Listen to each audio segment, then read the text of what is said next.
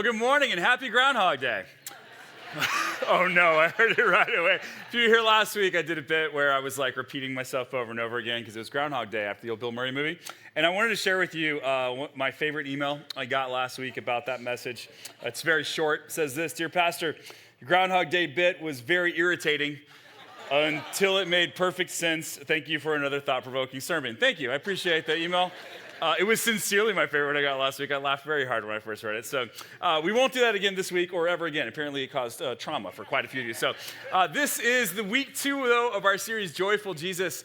And we're trying to look at stories in the scripture of Jesus that where he was joyful or where he was in the midst of joy and how he responded and how he reacted and kind of learned something more about who he is out of that. Before we do that, it is Super Bowl Sunday, and I need to know where we're at. So who is rooting for the Chiefs? Does it feel lonely, Chiefs fans? Do you feel lonely? Yeah. You're a Cowboy fan? Yeah, well, you can get out. All right, so I grew up in Texas. Funny story then, which has nothing to do with what we're going to talk about today. My dad would not allow us to be Cowboys fans in my household growing up in Texas because of the way they had fired Tom Landry back when he was a major fan of the team, which is the same reason my kids can't be Mavericks fans because of the way they got rid of Luka. So it's, yeah, I know. You got to pass it on, you know. Pass the spite on to your children, I always say. So Eagles, who we got rooting for the Eagles?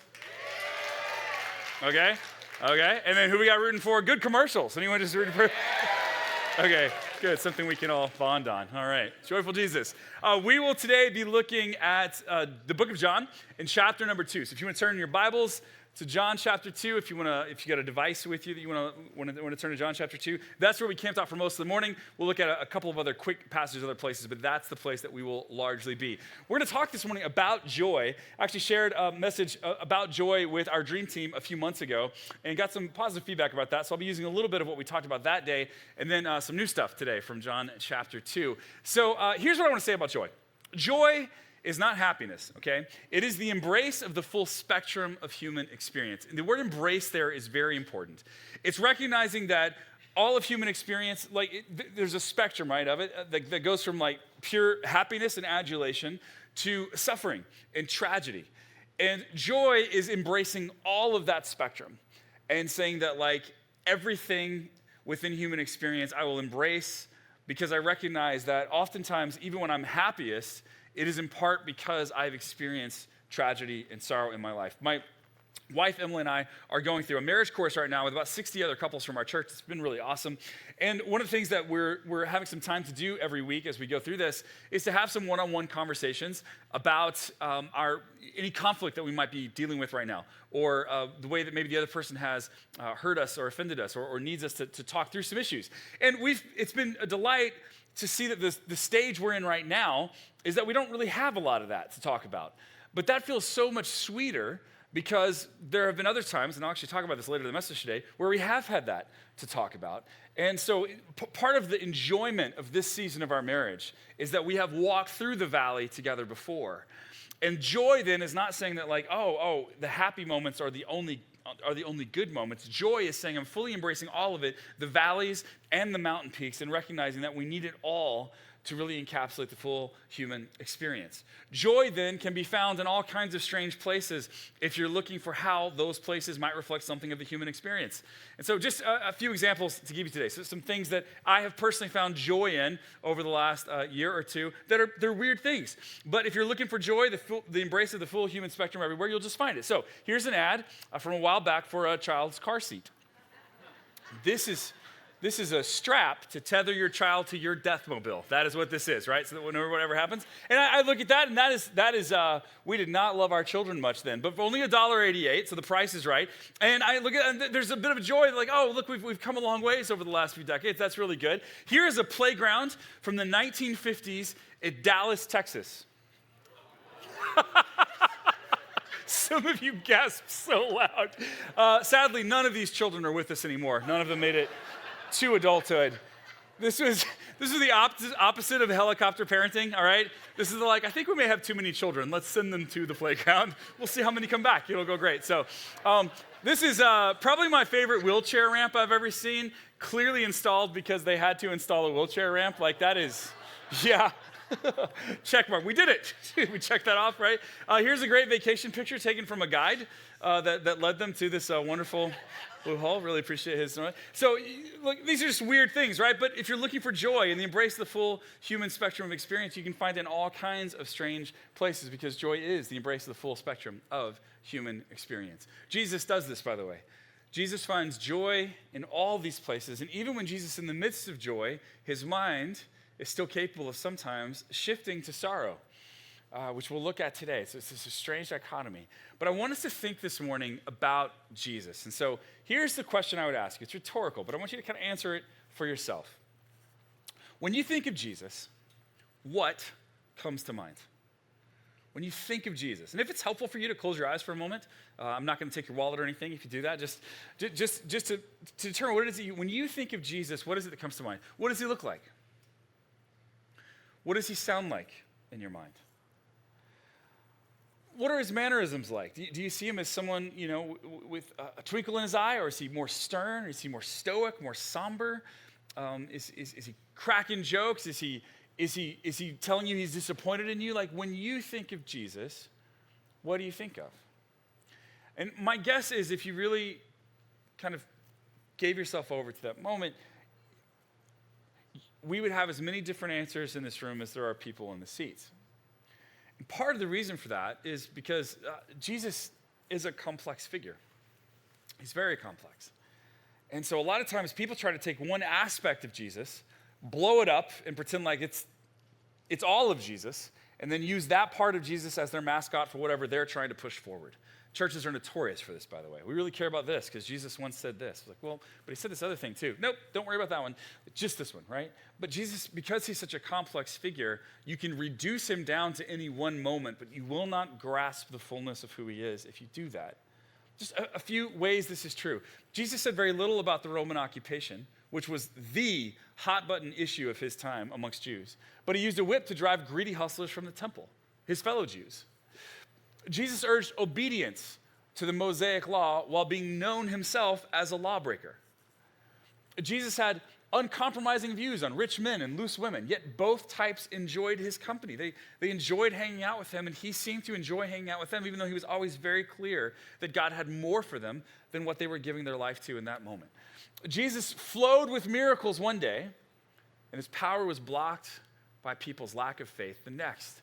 Jesus felt deep compassion and empathy for strangers, yet he could strongly rebuke his best friends. When his best friend Peter told him that he would not suffer and die, Jesus' rebuke to him was, "Get behind me, Satan." He called his best friend Satan. I have tried that before. It did not go well. Your mileage may vary, but I'm just telling you, for most of us, it doesn't work. So he's compassionate for strangers, but sometimes he will strongly put even his best friends in their place. Jesus fled from arrest at one point, and then he rushed toward it in the end. Jesus made extravagant claims about himself to some people, and he asked others to be quiet about who he was. Jesus deeply understood the pain of this world, and yet he unabashedly enjoyed its gifts. Jesus is a very complex individual, impossible to pigeonhole. In fact, Walter Wink once said, if Jesus had never lived, we would not have been able to invent him. We're just not that creative.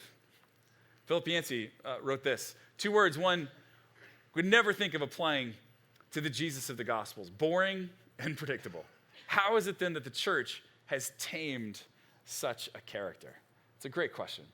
So part of what we want to do in this series is to untame Jesus, because the truth is we never truly tamed him in the first place. Jesus will not be domesticated. And so we're going to look at a passage this morning in John chapter 2 in just a moment. Before we get there, I want to look at a passage from the book of Luke where Jesus says a very peculiar thing. Jesus is speaking in Luke chapter 7 in verse 33, and he says this, "For John the Baptist didn't spend his time eating bread or drinking wine, and you say he's possessed by a demon." So John the Baptist came before Jesus, and then Jesus came, and the Pharisees, the religious leaders of the day, they did not like John the Baptist. The Son of Man, which is his way of speaking about himself, the Son of Man, on the other hand, feasts and drinks. He feasts and he drinks. What was Jesus like? Well, part of what he was like is that he feasts and he drinks. Same reason Luka got traded to the Lakers, by the way. He feasts and he drinks. This is what Jesus is saying about himself. I do this. John the Baptist wouldn't do that, he stayed away from all of it very intentionally. But I came feasting and drinking, and you say he's a glutton and a drunkard and a friend of tax collectors and other sinners. In other words, John wouldn't do these things, and you hated him. I did these things, and you hated me. What do you want? You want to be unhappy. You want to maintain the status quo. If anyone comes questioning what you're doing, if anyone comes trying to topple over the religious institutions you've set up, doesn't matter if they refuse to feast and drink or if they indulge in it, you won't like it. This is his reputation among some of the religious leaders today, a glutton and a drunkard. While I don't think Jesus actually was a glutton and a drunkard, he did feast and drink. In fact, just in the book of Luke alone, we have all these passages where he feasts and drinks or gives people food or gives people drink. Like, it's a common refrain. He is always at a party or becoming the party. He's creating the party, like it's over. And this is just Luke. If I were to put up all the passages from the other Gospels, there wouldn't be enough room on this LED board for it to be legible at all. Luke points out to this. Jesus was a party animal.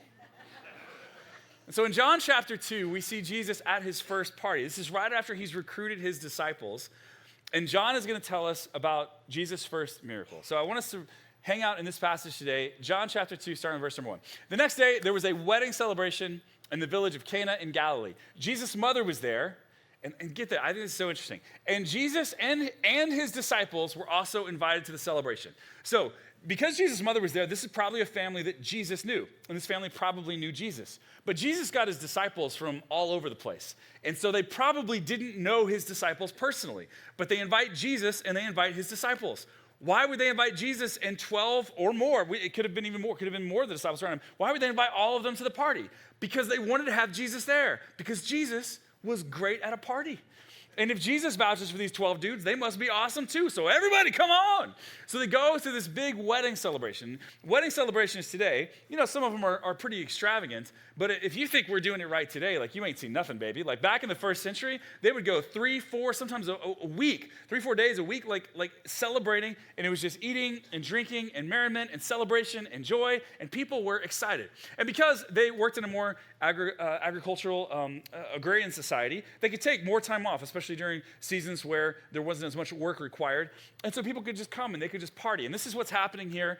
And then his mother comes to Jesus and she just tells him they have no more wine, which is a peculiar thing to say to Jesus because it's not like he's going to pull out his phone and get more on Costco. Why would she come to him with this problem? She must know something about him. Well, what's fascinating is a lot of times that we read this and we think like, oh, they ran out of wine at a multi-day party. And the crisis was the party was only going to be 2 days long instead of 3 days long. Why is Jesus spending time on this? But this was a bigger deal in the first century than it would be today. Don't get me wrong. You run out of alcohol at the wedding banquet today, people will be upset. But it was a bigger deal then than it is now. And just to draw your attention to it, Miguel Echeverria tells us why. He says this: the stakes are higher than individualist cultures may realize. Collectivist cultures, like those in the Middle East and Latin America, understand the shame associated with not meeting social expectations. So when Mary wants Jesus to do something about the wine, what she really wants is for him to preserve the host family's honor before all the invited guests. See, this is about wine, but it's about way more than wine. This is about the preservation of the honor of the family throwing this banquet. And Jesus would actually make it about something else as well. So Mary comes to him, his mom. Jesus at this point is about 30 years old, and she says, hey, they've run out of wine. There is no more. So I want to just take a look at this exchange between them, and I just want to name, I found this very confusing for a lot of years, and I think I understand it now. I'm going to give you my best understanding of it today. But it is a strange story, and so let's just see how it goes. Dear woman, Jesus says, that is not our problem. My time has not yet come.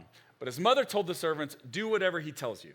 Okay, it's just a few little verses. It's short, but there's a lot going on here. She tells him that they're out of wine, and then he says, dear woman. Now listen, in the original Greek, he does not say dear woman. The New Living Translation is trying to nicify this up, okay? If you just look at the original Greek and some of the most literal translations, he just says, woman, It's not my concern. My time hasn't come. I mean, that sounds pretty harsh. Now, we know that Jesus loved his mom. He even took care of her while he was like dying and breathing some of his last breaths on the cross. So there's no doubt that he loved his mom. But what is happening here? Is she being kind of an archetypical overbearing Jewish mom where she's like, Jesus, everybody's out of wine. Do something. And he's like, Mom, leave me alone. I'm 30 years old. I don't have to do what you say anymore, right? And then is she being super passive aggressive? And she doesn't even reply. She just looks at the servants and is like, do whatever he says. He's going to do it. Right? And she walks out, and he's like, oh, Mom, fine. Ugh. Right? Is that what's happening here? Yeah. I don't think it is. I think there's more going on here. And here's why I think there's more going on here. Again, I love the New Living Translation. It is a great translation for lots of things, and so I usually use it on Sunday mornings. But the most literal translations do change something in this passage that I think is very important. When he says, my time has not yet come, the literal Greek translation, what he's actually saying there is, my hour has not yet come. And this is important because every time John has Jesus talking about his hour, what he's referring to is his own death on the cross. He's saying, like, my time to die hasn't happened yet. In other words, Jesus is at a wedding, surrounded by joy, but his mind seems to be drifting somewhat towards sorrow. Why? You know, if you read through the New Testament, even the Old Testament, the most common metaphor you will find for the kind of relationship that God wants to have with his people is not like king and subjects. It's not judge and defendant.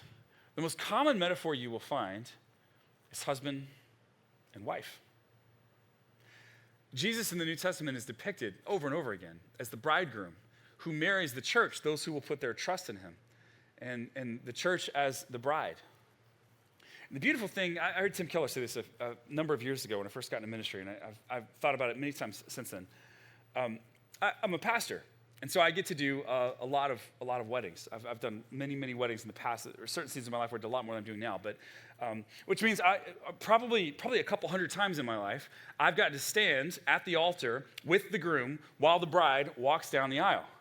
And what I always love about that moment is the groom has never seen her like this.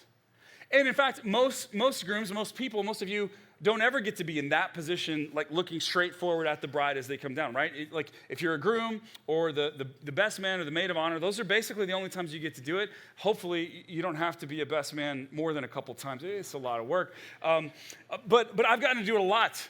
And here's what I know. Whatever that bride looks like in real life, she is ravishing on her wedding day, okay? Like with the dresses and the makeup and the hair things that we do and the different whatever accoutrements of our culture, like and they're glowing. There's like a wedding glow about them.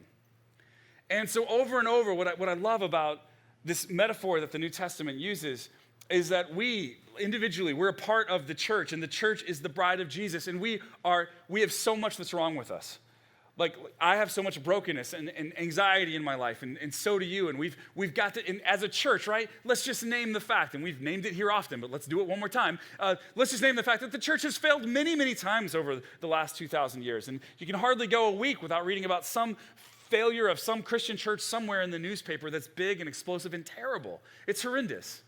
And one of the things I love about the bridegroom and the bride metaphor in the New Testament is that, yes, the church has lots of scars and lots of imperfections and lots of impurities. And yet when the bridegroom stands at the end of the aisle and looks at the church, he sees something radiant and beautiful.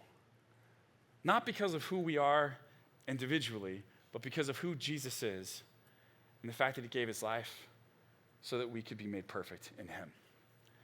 And I love that metaphor. But Jesus in this story is at a wedding.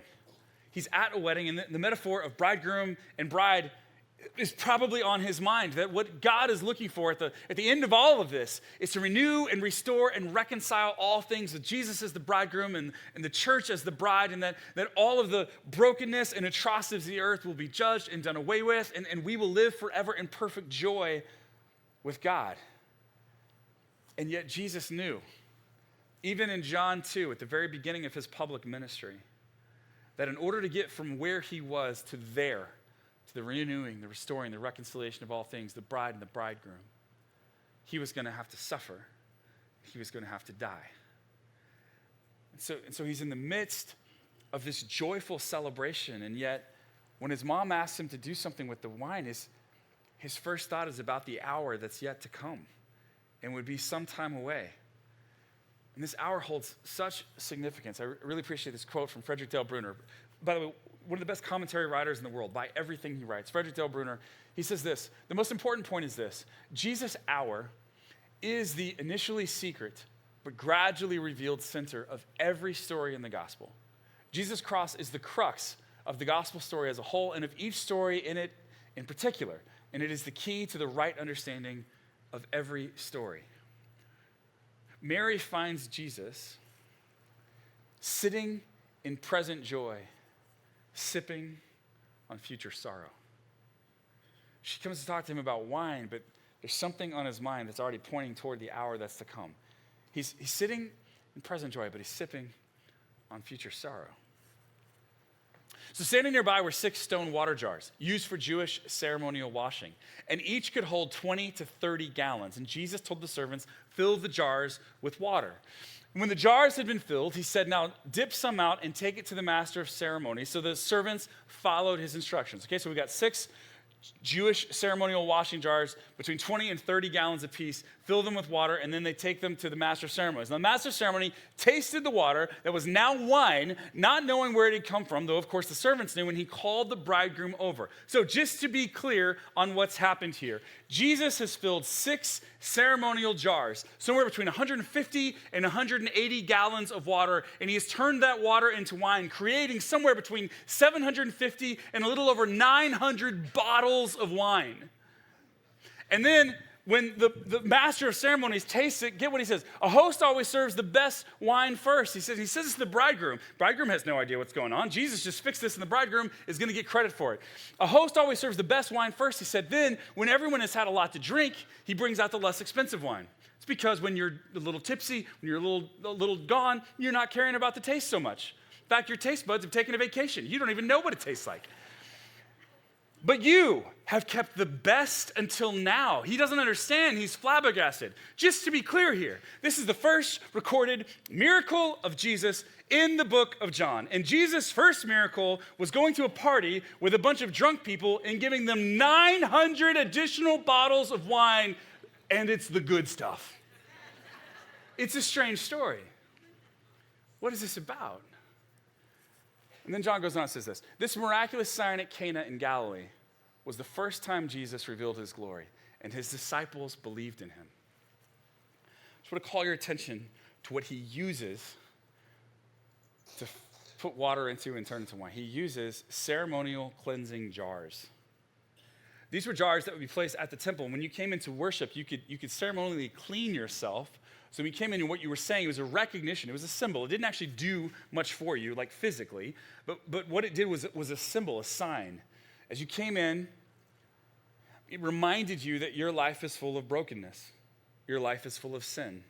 And that to stand before an all-holy God, you needed to wash yourself, to cleanse yourself.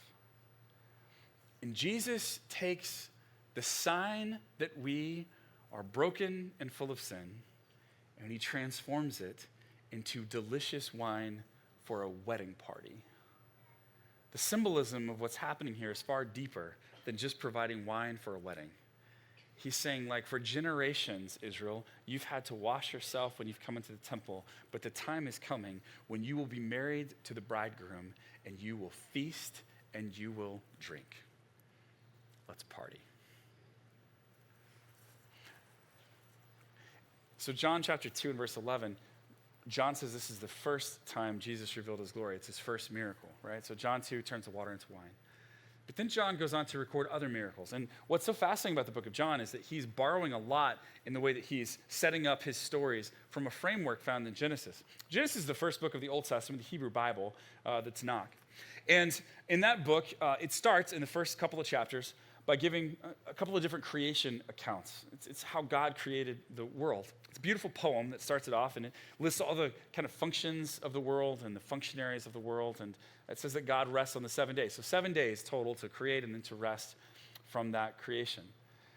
And John begins his book off in the same way. Genesis starts, in the beginning, God created the heavens and the earth. And John starts his book off, in the beginning was the Word. And the Word was with God, and the Word was God. And for its ancient Jewish readers, they would have immediately grabbed that in the beginning language and said, like, oh, John is referring back to Genesis. And like he's tying in what Jesus is doing. Like the creation in Genesis ended up by the end of chapter 3, it had a death problem. People had turned their back on God, they had walked away from him, and death entered into the world. But Jesus came to renew and to restore and to reconcile all things and to have a new heaven and a new earth and a new creation. The old creation had a death problem. The new creation won't. And so John continues this framework when he's talking about these miracles. I love what he does here. In John 2, he talks about Jesus turning water into wine. And he says this is the first time Jesus revealed his glory. Or some translations say this was the first sign.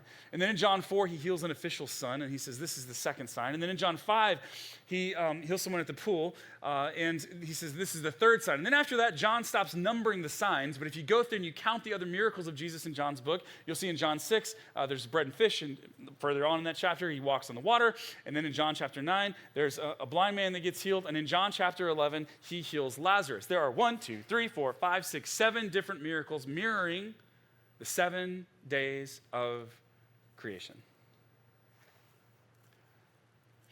And I want you to notice that they start by turning water into wine, and then they get kind of like more and more miraculous after that. Sometimes you've maybe seen YouTube videos and like the title is something like LeBron dunks, but they get increasingly insane. Like, you're like, oh yeah, I want to watch 14 minutes of that, please, right? And so this is kind of that. This is like, oh, okay, water into wine. And by the end of this, though, we're raising people from the dead.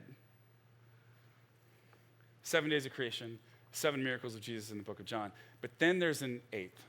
Because in John chapter 20, Jesus raises from the dead. It's the 8th miracle, or another way of saying it is that it is the first miracle on the first day of a new creation. Jesus is sitting in the midst of a party. There is joy all around him. And he decides to increase its joy, but not because he's personally happy. His mind is still thinking about the hour yet to come and the sorrow that he will have to walk through. But what we know of what Jesus did because of his death and because of his resurrection, Jesus took all of our brokenness, all of the evil in the world, everything that needs to be judged, he put it on his shoulders when he was placed upon that cross at Calvary. And when he died, the power that stuff had over us and over the world died with him. And he broke the chains of death and destruction and brokenness when he raised from the dead 3 days later. That's the gospel narrative. That's the story. And he knows that what we're moving toward is a new creation, renewed, restored, and reconciled, but it will take the sorrow of Calvary to get there. And he's thinking about all of it. When Mary finds him, seems to be. But if you put your trust in Jesus, if you believe in what he's done for you, if you're a follower of Christ, he dealt with the sorrow of the world so that we don't have to. In fact, Edmund Clowney, I'm paraphrasing here, but he said it kind of like this. Jesus sat in present joy, sipping on future sorrow, so that we could sit in present sorrow and sip on future joy. Your life will be hard sometimes. But for those of us who are followers of Jesus Christ, something we can recognize is that Jesus took the sorrow of the world onto his own shoulders so that we wouldn't have to wear it on ours. And even when we go through difficulty, and even when we go through trials, even when we can see the atrocities that happen in the world, we still have the opportunity to live in the joy, the embracing of the full spectrum of human experience because of what Jesus Christ did on the cross. Like, it doesn't mean that we're happy all the time, but it does mean that joy can be found. Because this Jesus met us in our sorrow and pointed us to joy. And he sipped on future sorrow so that we could sit in present sorrow and sip on future joy. It's a reminder that when everything goes wrong and the chips are down, there is an eternal promise here that Jesus is making all things new. And even if you don't get to see it today, we probably won't. There's the reality that he's moving the world in that direction, and he's invited us to join him in the process. Now, one of the ways I think we get to do this is we get to ask whether we are consistently living by sipping on future joy, even when our present times are kind of filled with sorrow. And so I'm going to ask you a few questions about yourself. Are you enjoyable to spend time with? Are you able to see joy even in difficult, trying times? Do people enjoy spending time? Do people enjoy hanging out with you for a couple hours in an airport layover? Or do they find an excuse to go to the bookstore a whole bunch of times? Right? Are you able, even when things look kind of bleak, are you able to be not ridiculously, naively optimistic, but are you able to have hope? Not that everything will fix itself or that everything will be okay right now, but in this future joy that Jesus invites into, are you able to have that kind of hope so that you are enjoyable to be around? Or do people kind of dread going to dinner with you because they know you're going to be Eeyore the entire time? Like, oh, I saw that, we had snow up in the mountains. We can go skiing this weekend. Yeah, hadn't had much snow this season, though. Okay, well, we got rain. That's good. We're really dry. Yeah, probably mudslide somewhere, though. Like, okay. Like, are you the kind of person that always looks for the joy? Do you lead out of joy in your place of employment? Do you lead out of joy with your friends, with your family, with your classmates? Do you lead out of joy? Because see, the beautiful thing is that you go back and read through the Old Testament prophets and even the New Testament, like a lot of the followers of Jesus, they were persecuted or in some cases martyred for their faith and still somehow in the midst of those dark, trying times found future joy to be something that colored the way they engage with the world now. My wife and I, we had our first son about 12 years ago, and 18 months in, we discovered that he was diagnosed with autism. And at the time, he was nonverbal, except making some noises, but he had no words. And we didn't know if he was going to ever get speech and be able to communicate well. Like, when your baby is born, you kind of read all these books, and you're like, I kind of understand the trajectory of where we're going to go developmentally.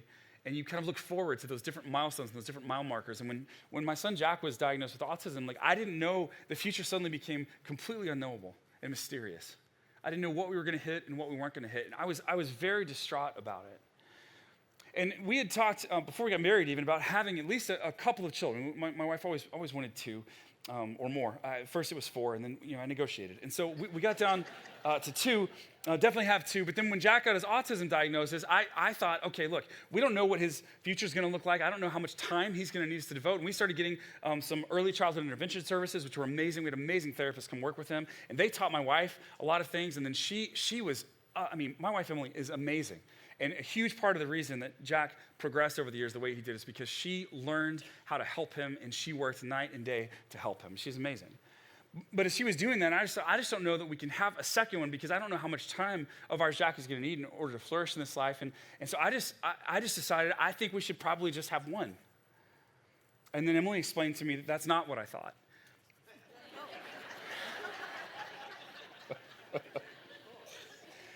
And we had a real difficult and challenging disagreement about how many children we should have at that time. And to be fair to both of us, there were good arguments on both sides. Neither of us were being completely unreasonable. One of us might have been a little more unreasonable than the other. It doesn't matter which one. So we ended up eventually deciding to have a second child. And my son William was born. And we didn't think he was going to make it. He had all these medical problems in the womb. It looked like he was going to die. And then the medical problems just kind of, I think miraculously, just they went away literally overnight. It's a crazy story. I'll tell you some other time. So Will is born, and I, as a dad, though, to 2 now, I don't know what to do.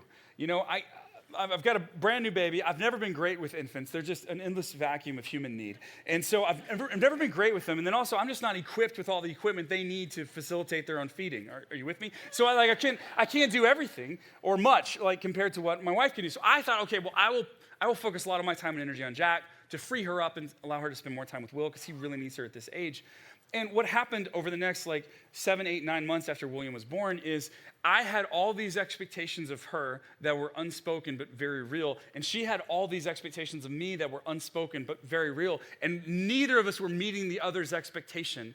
And instead of us talking it out, we kept getting frustrated that the other wasn't doing what we thought they knew to do. And so each of us separately were getting bitter and resentful toward one another for months.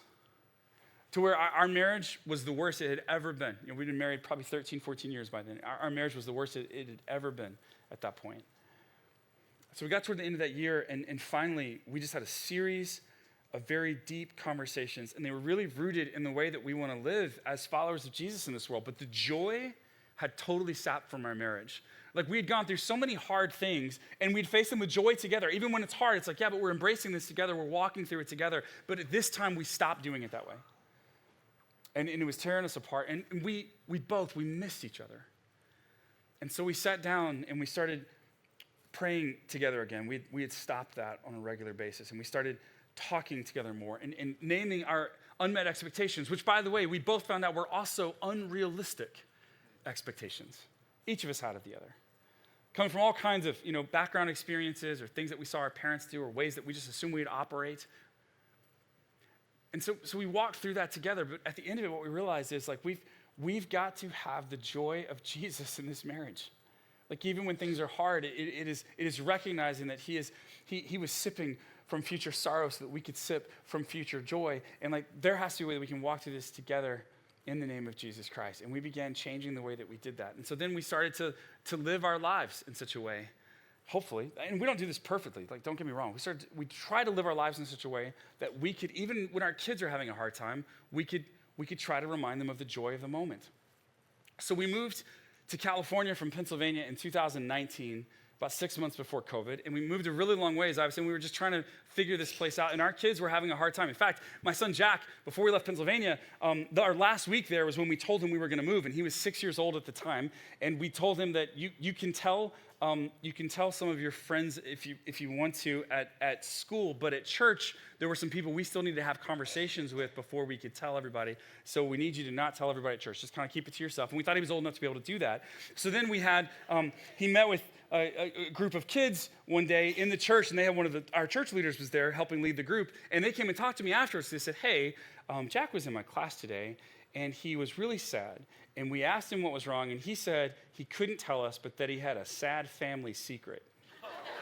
Yeah. It's amazing I didn't get arrested before we moved out here. So then we had to explain to them.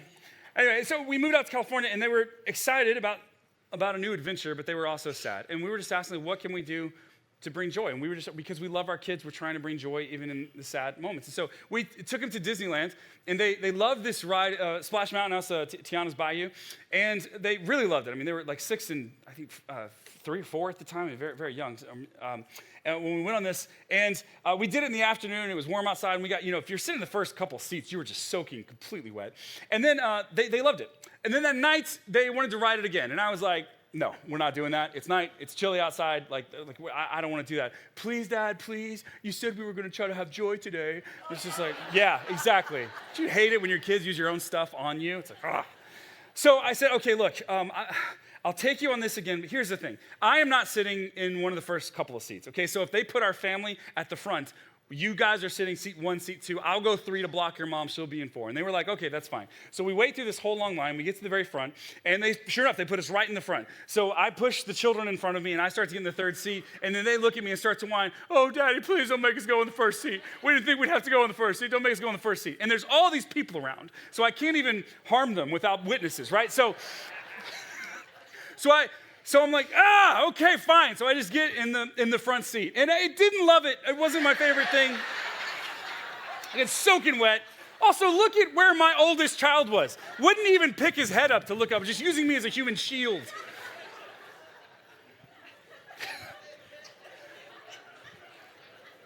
But we do these things, why? Because I love my kids. And I want to bring joy to them, even in a hard moment where they'd made a big move and they didn't know people and they weren't sure what the future was going to look like.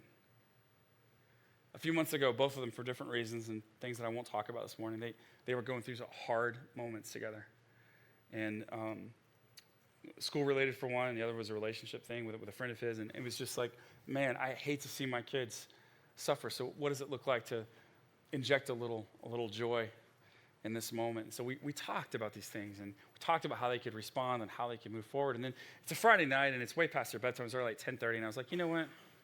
What if we watched a movie right now? They're like, seriously, Dad? It's like, yeah. And they said, yeah, but we needed candy to watch a movie. So we went to the grocery store at 10:35.